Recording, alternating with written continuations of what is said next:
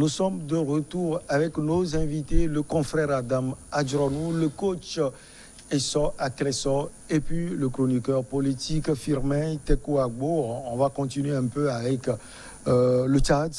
Et Adam, on parlait du Tchad et de l'instabilité politique persistante. Oui. Permettez que je nuance un peu ce que Firmin venait de dire, parce que c'est vrai, lorsque vous prenez l'idéologie nourrit pas les progressistes et les cuitas, ce qui peut expliquer le fait que les gens étaient donc pressés à aller à ces indépendances-là.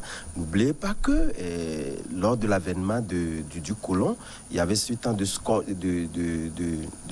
bastonnade ou les travaux forcés, etc. Or, lorsque vous prenez un peu, disons nos intellectuels ayant découvert qu'il y avait véritablement donc une sorte de liberté qu'on pouvait faire prévaloir, si même bien, quand bien même que au regard des stratégies que nous n'avons pas encore, disons des visions de développement pour nos pays. De toutes les façons, cette quête de l'indépendance-là était sine qua non et indispensable pour nous permettre d'abord de vivre nos réalités, puisque la question c'était d'abord d'avoir cette indépendance, de pouvoir vivre.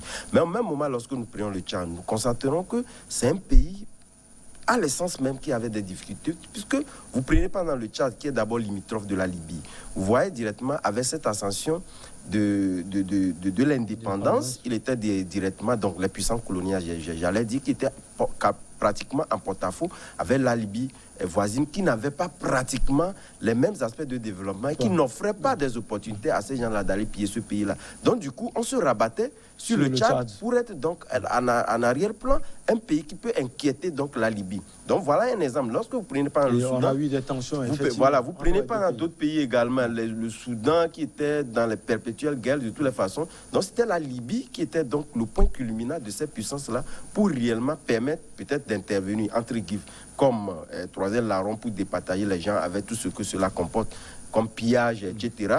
Donc du coup, le Tchad, la vision de tous ceux qui ont dirigé le Tchad n'était pas de construire, de bâtir le pays, mais d'avoir une puissance, une armée assez forte. Donc c'est ce qui a fait qu'au premier, tous les paysans qui sont succédés, ils avaient donc la vision de pouvoir armer leur pays. Donc les investissements étaient beaucoup plus orientés sur ce cadre-là, avec, disons, ce régionalisme-là très exprimé. Parce que très tôt, les gens ont compris qu'il fallait naturellement donner plus de puissance donc, à ceux qui venaient de telle région pour donc désavouer d'autres régions. C'est ce qui a irrité Idriss Déby en son temps chef d'état-major de Issa Nabré, de prendre les gens contre lui, parce qu'il sentait à un moment donné qu'il y avait donc son ethnie qui était donc martyrisée, des gens qui étaient poursuivis, enfermés, etc. Donc c'est ce qui a divisé. Et Idriss Déby ayant venu, normalement qui devait donc changer la tendance, il a toujours continué dans la même optique. Lui aussi, et donc, en favorisant son clan. Tout à fait. Donc c'est ce qui a continué jusqu'au jour d'aujourd'hui. Mais on peut constater déjà qu'il y a déjà des bribes. Lorsque vous prenez, vous l'avez dit tantôt, il y a vu ce film qui n'était pas d'accord avec vous, mais je pense que ce sont des éléments tangibles qui expliquent le fait que déjà Mahamat, Idriss Déby d'abord, en acceptant d'abord de dialoguer avec ces rebelles-là, ce que n'avait jamais accepté son père. Et ces rebelles-là étaient directement chaque jour que du fait dans l'affrontement pour véritablement faire en sorte de venir. Or, ils l'ont dit, ces rebelles-là l'ont dit en appelant la France qu'eux également peuvent discuter à égalité avec la France pour peut-être faire prévaloir des avantages que la France veut préserver au niveau du Tchad. Il y a également l'autorisation des partis politiques. Tout à fait. Donc, Idriss Déby a monté des signaux. Il a monté véritablement des signaux. C'est ce qui a fait d'ailleurs même que vous prenez d'autres pays comme le Togo, ont voulu contribuer à faire en sorte qu'on puisse rapprocher ces positions-là et avoir une Tchad qui décolle et décolle une fois de bon. Coach, vous pensez qu'avec le nouveau président Mahamat Déby Itno, les choses vont un peu changer? D'abord, moi, je suis mal à l'aise avec l'histoire que c'est le fils du président qui devient président. Il faudrait aussi qu'on arrête ces gens de choses aussi. Non, ce n'est pas que le vin. Ouais, ça crée... comment dire, comme faire l'histoire de toutes les façons. Oui, ça crée la jurisprudence dans presque tous les pays. Vous voyez, c'est pourquoi chacun va positionner son enfant et ça va encore créer une sorte de génocide. De choses comme ça, il faudrait qu'on arrive à bannir. Mais avant de positionner, de donner mon point de vue sur lui, ce qu'il peut faire, ce qu'il ne peut pas faire, d'abord, quand quand il est militaire, il faudrait que les militaires arrêtent pas penser qu'ils sont de la providence. Ouais. C'est-à-dire que normalement, quand les militaires, quelque chose ne va pas et le ministère renverser la personne, qu'on donne le pouvoir civil. Donc tout civil, il sait qu'il y a les militaires qui peuvent venir tout moment. Qu'il y a l'insécurité, ils se positionnent comme celui-là. Non, c'est autre chose. Ensemble, ils se positionnent comme ceux-là qui peuvent. C'est eux qui déstabilisent plus. Il est difficile que les civils déstabilisent un pays très souvent, à moins qu'ils fassent partie de la guérilla et qu'on soit là. Je voudrais me prendre à partir sur ce que le film a dit, sauf qu'il y avait eu des progressistes. Mais les progressistes, ce sont des gens que les Blancs ont utilisés pour tuer véritablement ceux qui ont des visions pour l'Afrique. Les Africains avaient de la vision. Mais si tu as fait 400 ans d'esclavage et qu'on a exploité, tes ancêtres t'ont dit ce qui s'est passé. Après la colonisation est venue, comment dire, Adam vient de le dire, où il y a des corvées où vous êtes bastonnés à longueur de journée. On sélectionne ce que vous devez manger. C'est normal que vous voulez, vous cherchez, les pieds, les mains, vous cherchez à être indépendant. Maintenant, le souci majeur, c'est qu'il y a eu deux ou trois pays. Il y a le Sénégal, la Côte d'Ivoire et le Gabon, qui ont été des pays progressistes. Oufoué a été celui que nous appelons le traître de l'Afrique. C'est pas Oufoué. Oufoué dit qu'il ne veut pas indépendance immédiate. Et c'est pas Oufoué que le Blanc a essayé de montrer sa fougue même. Donc Oufoué et Léon Ba et Senghor, ils sont des pays, des États progressistes, mais est-ce qu'ils sont tellement avancés puisque la France fait tout pour que ce soit des pays exemplaires dans le développement, mais donc c'est pour dire que ça n'a pas marché. Mais quand vous prenez vous prenez le cas de Sylvanie Solupio, qu'est-ce que le Blanc a fait? Le Blanc a choisi son beau pour être son ennemi. Nicolas Grunitzky était le beau-frère de Sylvanie Solupio. En politique, où on prend ton beau-frère pour te contrer, en fait, ça fait mal. Et imaginez qu'on est en 60, où nous disons que nous allons lutter contre les Blancs. Mais ton frère, ce point de, comme, je ne sais pas son frère, ton beau-frère, celui qui est resté chez toi, ton adversaire. Ennemi, ce n'est pas adversaire, donc c'est pas lui. Ennemi, c'est trop. Vous savez que Sylvanie a été enfermé. Et il a été enfermé, il était en prison même quand les 100 000 de Tonveur ont remporté l'élection. Donc, vous voyez tout ce qui s'est passé, ça fait que les gens ne peuvent qu'être rancuniers par rapport à cela. Et on avait coupé très tôt le développement de l'Afrique. Si on avait laissé l'Afrique, je prends que le peuple levé. Vous voyez, quand vous prenez l'historique du peuple levé, il y a tout qui est ordonné. Quand la pluie devait savoir, quand il dit que Adam, quand vous donnez dans ce mois, il pleut. L'écriture, le premier dictionnaire même, je pense en Afrique, c'était élevé, qui a été élaboré en France, en Allemagne, si j'ai bon moment. Donc, chaque peuple à qui on a donné le portée va évoluer de sa manière. Et même jusqu'à présent, ils nous traitent comme de sauvages, même si Adam n'a pas l'expression. Vous voyez, nos guides touristiques, quand les Blancs viennent, ils préfèrent aller photographier nos villages qui ne sont pas à des étages qu'on soit là, que de montrer que nous aussi, on a un aéroport, on a des piscines. Et les petits Blancs, quand ils lisent ça, ils supposent qu'on est toujours dans la boue. Donc c'est pour dire que l'Afrique a eu à un moment donné, on l'a sevrée quand il ne faut pas. Et elle-même, elle s'est sevrée encore comme brutalement quand il ne faut pas. Donc c'est pour dire que si Idriss, Mamad Déby là, si moi il n'était pas militaire, j'allais croire. Mais comme il est en train de faire des accords, on verra. Mais ce qui est sûr, les événements disent quelque chose que quand un mouton qui doit être délicieux, c'est quand c'est dans sa démarche on le constate. Donc j'attends pour voir la suite. Firmin, vous l'avez dit, le coach l'a corroboré. Moi, j'ai eu un contact avec un Scandinave qui dit que quand on parle de l'Afrique, lui, il pense que ce sont des bêtes qui sont là-bas. Oui, vraiment. Alors, pour le Tchad précisément, on va sortir de ce sujet. Qu'est-ce que Mamad... Oui, vous avez besoin d'écouter tout le monde avec intérêt. Bien sûr, bon, il y a ce qu'on appelle la bonne foi. Et le juriste est devant moi, la bonne foi présumée. Donc, nous espérons que Idriss Déby, le jeune Déby, sera de bonne foi dans toute sa démarche, sauf que je n'ai pas trop confiance en lui. Du moment où ils n'ont pas respecté la Constitution. Ils n'ont pas respecté la Constitution. Parce que le président de l'Assemblée était malade. Le président était malade diplomatiquement. Et aussi, quand on parle de militaires, on dit souvent que les militaires viennent pour assurer la sécurité. Moi, je dis on pouvait leur trouver d'autres postes. Parce qu'il y a un militaire à la tête du Mali actuellement, mais sa place, ce devrait être peut-être l'état-major ou dans une autre structure. Il est à la tête du Mali, mais il y a eu une attaque sauvage, je pense, contre les civils. Il y a eu des dizaines de morts. Je me demande, depuis qu'il est là, ce qu'il est en train de faire. Moi, je croyais qu'il devrait faire mieux que son prédécesseur, Ibeka, il n'est qu'au début. Donc on va attendre que 1000 personnes meurent d'abord.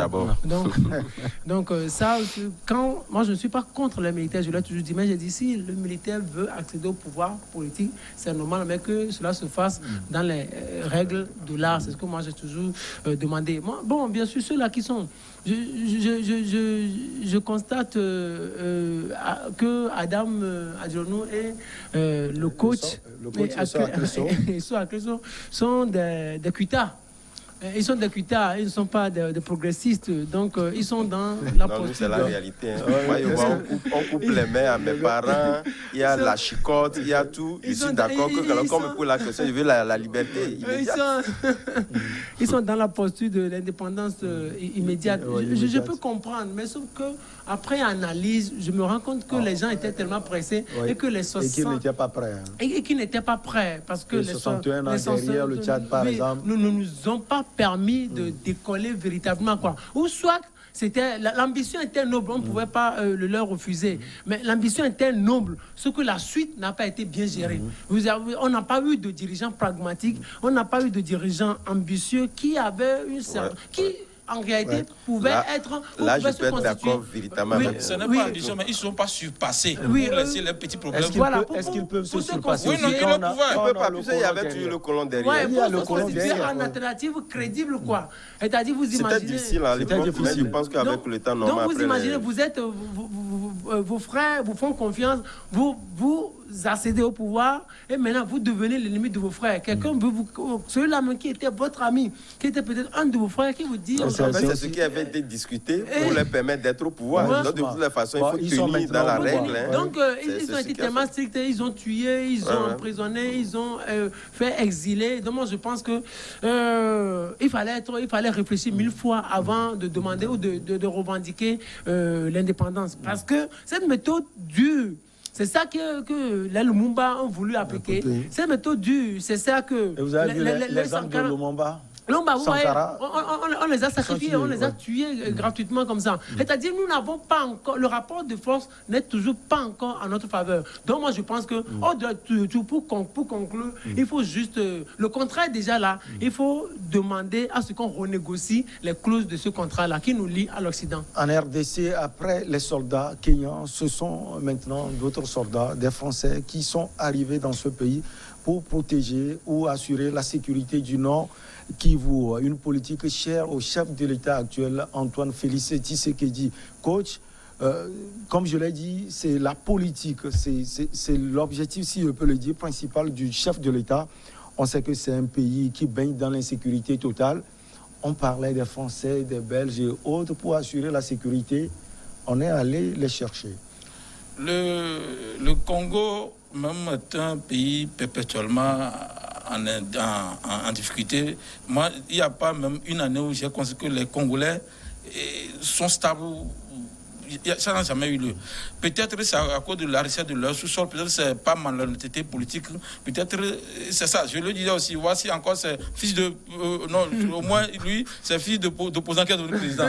Donc ce sont des choses que je dis. Maintenant, ce que je ne comprenais pas, ou je ne comprends pas, ce problème est là depuis. Ça a duré. La guerre de Kivu, ça a duré longtemps. Mais ça fait longtemps. Étant donné que son sous-sol est vraiment riche là, vous voyez, quand il y a de la déstabilisation, et les matières coûtent moins cher. Et les rebelles, n'importe qui peut vendre ça. Donc je suis sûr que c'est dans ces pays qu'ils font ça. Et aussi, c'est la France qui n'arrive pas à résoudre le problème au niveau de Centrafrique, et qui n'arrive pas à résoudre le problème au niveau de Mali, au niveau du Tchad. Mais c'est elle, la même France qu'on appelle. Bon, je comprends pas pourquoi on ne peut pas concentrer tous ces efforts à un milieu pour régler le problème une fois pour toutes et c'est réglé. Est-ce que ce n'est pas peut-être parce que c'est la France qui se rend disponible? Non, la France est disponible. Il y a la Légion, la Légion étrangère qui est une sorte d'armée où tout le monde peut aller, qu'elle peut utiliser. Et aussi, n'oublions pas qu'il y a les soldats kenyans, sud-africains, népalais, et ils sont au nombre. Donc, normalement, ces forces-là sont tellement démunies de force ou de puissance que on a oublié d'appeler encore la France. Et Tshisekedi savait qu'il y a ce problème. Il a concentré son temps à fatiguer d'abord ses adversaires politiques. C'est maintenant, il trouve que ce problème-là. C'est important de régler l'aspect sécuritaire. Non, quand tu viens, c'est ce que Fumer dit, et nos dirigeants n'ont qu'à avoir dans leur mandat des choses explicites. Quand tu dis, en matière de sécurité, je vais régler tel problème, en matière de social, je vais faire telle chose, on saurait comment le jauger. Aujourd'hui, moi, je ne sais pas si je dois dire maintenant, il a fait quoi, il n'a pas fait quoi de bien. Là, vu l'urgence, on est obligé d'aller de tous les côtés. L'urgence à laquelle il a vraiment fait face, c'est écarter Kabila. C'est tout ce qu'il a fait. Donc moi, bon, ça c'est pour venir au pouvoir. Je prierai beaucoup que la force française, comment dire, qui vient en secours aux autres forces qui sont là-bas, n'ont qu'à réellement fait pour que les choses la règlent. Parce que jusqu'à présent, on dit il y a entre 1000 et 10 000 soldats qui sont tués depuis la guerre de Kivu. Là, moi, je pense que ça n'est de trop. Ils n'ont qu'à régler cette histoire une bonne fois pour toutes. Et s'il faut que, comment dire, léguer un contrat pour que les choses là, les gens ne meurent pas. Moi, la population là, on dit même que des fois les gens ne trouvent pas un médicament là-bas. Mais c'est là-bas il y a de la richesse. Donc ils n'ont qu'à faire tout. La force africaine, l'Union africaine, la CEDEAO, les Nations Unies, ils n'ont qu'à faire tout pour que le problème se règle là-bas. Adam, j'essaie de voir un rapport. Ces derniers temps, le président de la RDC, Antoine Félix Tshisekedi, est très proche du président français Emmanuel Macron.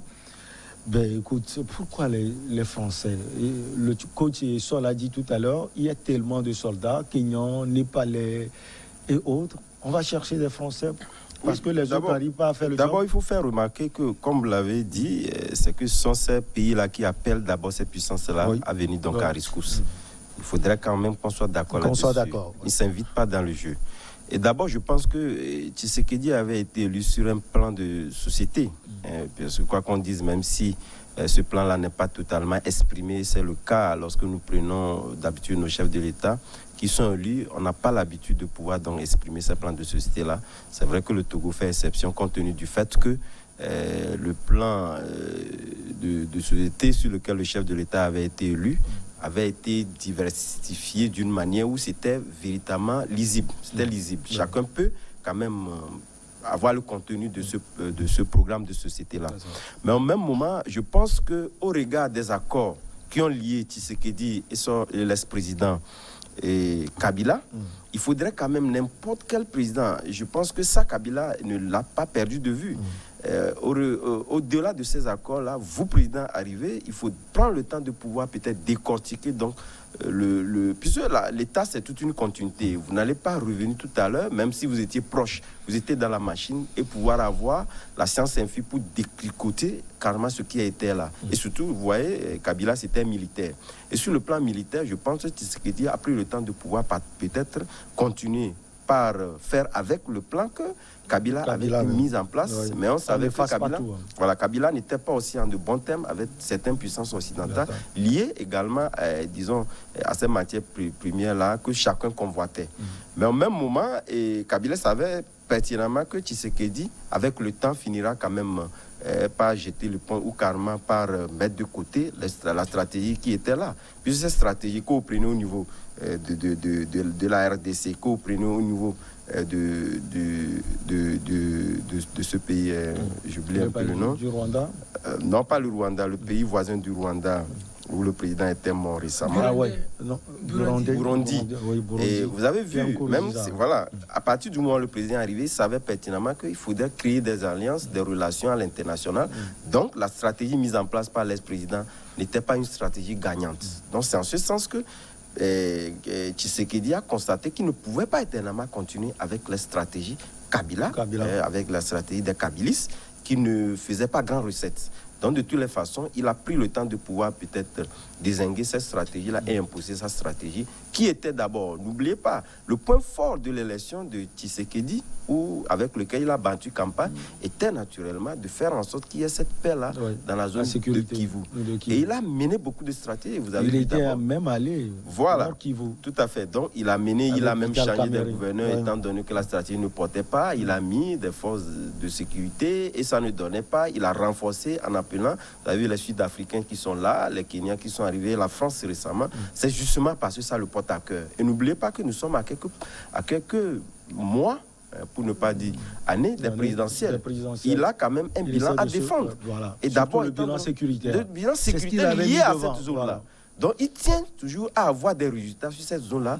Donc, moi, je pense que la paix, et comme vous l'avez dit, on citait tantôt le Mali, où on a constaté qu'il y a encore des décès, n'importe où vous trouvez en Afrique, ça vous fait mal. Et donc, je pense que rien ne vaut, quel que soit le coup que cela porterait, il faudrait quand même que cette paix-là soit retrouvée. Et si une négociation il devait avoir sur les matières premières, comme je le disais, qui était la convoitise de toutes les puissances, il peut y avoir, mais l'essentiel que la population puisse vivre aisément, qu'on arrive donc à stopper, à faire barrière de ces morts-là intempestives que nous connaissons. Firmin Tekouabou, avec l'arrivée des soldats français, vous pensez que l'objectif sera atteint? C'est vrai que ça va être difficile. Vous appelez quoi comme objectif? La sécurité au nord, Il n'y aura jamais cette sécurité-là. On n'est pas aussi pessimiste. Non, le jour où la RDC sera stable, mais attendez, ce sera la fin du rêve occidental. Donc les Occidentaux, depuis le temps du roi belge, ont toujours voulu créer une zone d'insécurité. Autant la zone est instable, autant on en profite. Donc, Adam a dit tout à l'heure quelque chose. Il a dit il a parlé d'élections. Les Français sont en moins d'un an de la présidentielle. Vous imaginez, la France cherche des moyens partout. La France cherche de l'argent. La France a beaucoup dépensé dans cette histoire de coronavirus. Aucun des projets de Emmanuel Macron n'est pu aboutir véritablement. Et la France, parce que la France est en manque de liquidité. Entre-temps, c'est Bruxelles qui lui est venue en aide pour lui donner un peu d'argent. Maintenant, la France cherche de l'argent. On lui ouvre, peut-être, sur votre raisonnement, parce que c'est la RDC qui... c'est la RDC, comme donc, Madame l'a dit, qui a demandé peut-être. Oui. Et aussi, la France se dit, mais c'est l'occasion la plus belle qu'il ne faudrait pas rater. Du moment où aussi, le candidat de la France en 2018... face à Tshisekedi, c'était Martin Fayoulou. Donc la France a raté là-bas. Et aujourd'hui, la France se rend compte que les Américains sont beaucoup plus présents qu'elle. C'est-à-dire aux côtés de Tshisekedi. Ceux-là qui soutiennent véritablement Tshisekedi, ceux-là qui ont dit à Tshisekedi, monsieur, c'est vous qui avez le pouvoir, ce sont les Américains. Donc la France se dit, mais si je laisse cette histoire-là continuer comme ça, bien sûr, moi si je suis présente, mais je ne vais pas trop en profiter. Tshisekedi, bien sûr, il est venu en France, on l'a reçu, il est allé en France, on l'a reçu. Mais ce qu'il faudra faire maintenant, c'est d'être beaucoup plus proche de lui et profiter massivement des richesses du sous-sol. Mais qu'est-ce que les soldats... Finalement, quand on suit votre analyse, c'est partagé, parce que c'est le président Tshisekedi a donné son OK. Oui, et la France est là. Oui, parce qu'il s'est rendu compte qu'il ne peut pas dire... Donc il a accepté que les choses soient partagées. Oui, il a accepté parce qu'il se dit... oui, bien sûr. Il a accepté parce qu'il se dit qu'il a besoin de la France aussi en partie. Vous savez, quand vous voyez la RDC, c'est combien? C'est 65% de richesse mondiale. Il y a presque toutes les puissances là. Il y a le Vatican, il y a Rome même, il y a les États-Unis, il y a la CIA, il y a le Congo, il y a la Belgique, il y a la France. Il y a tout le monde. Il y a presque tout le monde. Toutes les puissances. Toutes les puissances. Donc c'est un territoire qui se partage régulièrement. Ouais. Donc la France, entre-temps, a fait faux pas. Donc elle veut se rattraper en se montrant. C'est de la com qu'elle se fait pour dire aux yeux du monde, je suis là, je suis de retour en RDC, donc n'ayez pas peur. Les Congolais, oui, je suis avec vous. Je suis avec vous. Donc, c'est de la com qu'elle est en train de faire, mais je ne pense pas que la venue ou le fait que les soldats français soient arrivés en RDC puisse changer grand-chose. Avant vous, Adam, le coach, avant vous, parce que c'est pourquoi coach, finalement, c'est du donnant-donnant. La France assure la sécurité du Nord Kivu et nous, on leur donne une partie de notre richesse. Adam l'a dit déjà, quand on vérifie bien, vous voyez, et les élections sont dans quelques mois, pour ne pas dire dans quelques années, déjà, Tshisekedi veut être élu. Donc, il tend la main à la France pour qu'on le lise, c'est dans cette histoire. Et aussi, la France aussi a besoin de liquidité. Mais n'oublions pas que, stratégiquement, la France a les moyens quand même de pouvoir apaiser ces guerres. Et elle a des militaires, elle a des drones, elle a la technologie pour faire ce qui m'intrigue aussi. La France, la France peut ne pas venir, mais envoyer des drones pour régler les problèmes par rapport à l'histoire de sécurité, où nous serons que la logistique la leur fournit. Mais comme Firmin le dit, c'est que tout ça là, concourt au fait qu'il y ait la richesse dans les terres des Congolais. Et c'est ce même problème que je dis. Vous voyez, il faudrait qu'à un moment donné, nos leaders politiques comprennent. C'est ce qu'il y a, oui, au niveau des indépendances, que quand on fait une lutte, tu peux perdre ta vie, mais que d'autres en profitent. Maintenant, nos leaders, ils veulent eux-mêmes en bénéficier. Ils veulent ni être martyrs, mais ils veulent être uniquement des héros. Donc, la lutte pour une nation, ce n'est pas quelque chose qui est uniquement propre à toi. Si les gens avaient compris ça et qu'ils sont transcendés, ils ne devaient pas avoir des poursuites. Parce que nos leaders n'avaient pas compris comment on lutte contre les Blancs et que nos frères travaillent avec les Blancs. Ils n'ont pas compris.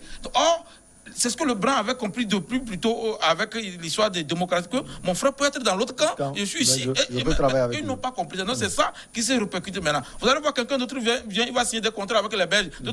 Il faudrait que les Congolais sachent que le développement du Congo, c'est pour les Congolais et que les autres ne sont ni amis, ni des partenaires comme ils le disent. Ils viennent seulement prendre ça pour dire que le jour où il y aura la paix là-bas, c'est le jour où les ressources du sous-sol congolais finissent là, parce que ça va finir un jour quand même. C'est le jour là, au moins, ils auront un peu la paix. Adam, vous avez maintenant la parole. Oui. Moi, je disais, vous savez, le fait que la France ne soit pas tellement visible ou présente sur le territoire de la RDC est d'abord historique.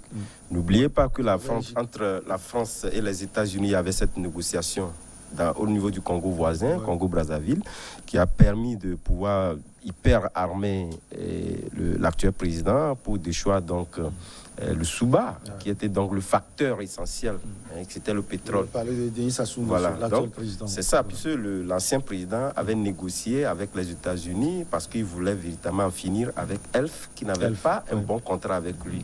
Donc cela a été donc historique et a permis donc aux États-Unis d'être davantage plus présents au niveau de la RDC. Mais au même moment, n'oubliez pas, c'est vrai que Fimel le disait tantôt, qu'il y avait Martin Fayulu qui était donc le candidat de la France. Et lorsque nous voyons, tout le monde savait, c'est lui qui est élu. Qui avait entre griffes. Mais aujourd'hui, je pense que Tshisekedi ne le perd pas de vue. Il sait véritablement que la personne, il est toujours influent. Et qu'à la porte des élections, il faudrait prendre les moyens pour fragiliser Fayulu. Parce que Fayulu, il tient toujours à faire sa revanche et donc inviter la France et à négocier également avec la France que sur les mêmes accords que vous avez eu avec Fayulu, j'aurais toujours pouvoir donc continuer avec vous. Donc c'est une manière de pouvoir directement fragiliser et être davantage plus proche de la France et donc de faire en sorte que Fayulu ne puisse pas revenir encore revendiquer les élections. Il pouvait aussi les gagner. Donc Tshisekedi est dans une stratégie d'abord politique et également sécuritaire, parce que cette volonté de pouvoir trouver cette paix dans cette partie de la zone lui tient beaucoup à cœur. Sans quoi, je pense que les Africains, comme on a eu des succès au niveau de la Centrafrique avec l'armée rwandaise, il a fait également appel à l'armée sud-africaine, mais on ne peut pas quand même dire que les Africains, entre nous, même si on sait qu'on se fait des coups bas par moment, où c'est les puissances occidentales qui sont les premiers bénéficiaires. Au même moment, je pense que, vu au regard de ces succès, on sait que si l'Afrique du Sud s'est invitée dans le débat, c'est qu'il y a cette ferme volonté à pouvoir véritablement arriver à cette paix dans cette localité. La pause pour le journal et on revient après avec nos chers invités Firmin, Esso et Adam.